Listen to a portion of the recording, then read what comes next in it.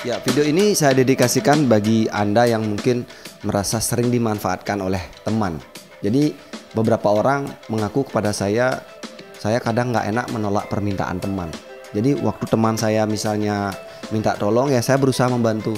Nah tapi karena keseringan saya gampang membantu, gampang mengikuti, akhirnya saya kok merasa dimanfaatkan. Nah apa yang sebenarnya terjadi?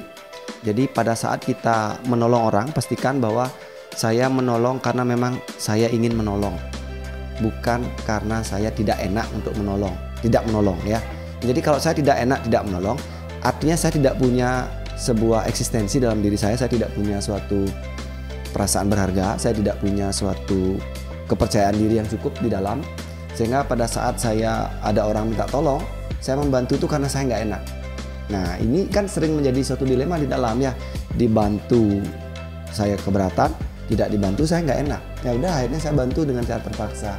Nah pahami bahwa di dalam diri kita ini pada saat saya menolong ya, pada saat saya membantu, saya merasa keberatan sebenarnya dalam diri saya, tapi karena saya merasa tidak enak, nanti jangan-jangan saya tidak dianggap berharga, jangan-jangan saya tidak diajak berteman lagi, jangan-jangan saya dianggap tidak baik.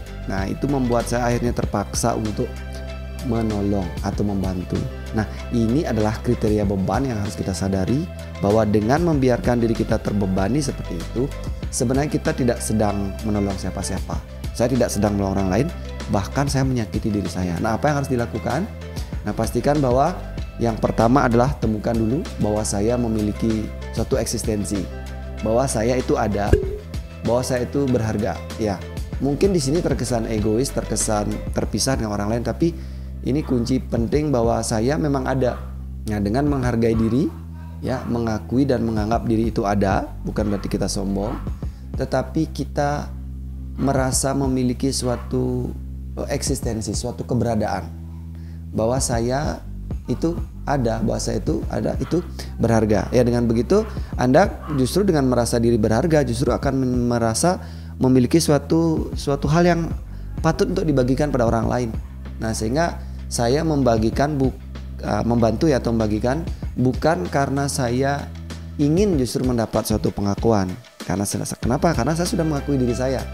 Nah saya melakukan itu, saya membagikan itu karena saya sudah merasa itu berharga untuk diri saya, sehingga perlu saya bagikan pada orang lain. Nah apapun bentuk pertolongannya ya, materi, non materi, pengetahuan, kata-kata, nasihat, apapun itu, jika kita sudah merasa diri kita berharga di dalam, maka dengan mudah kita akan membagikannya kepada orang lain tanpa ada perasaan terbebani.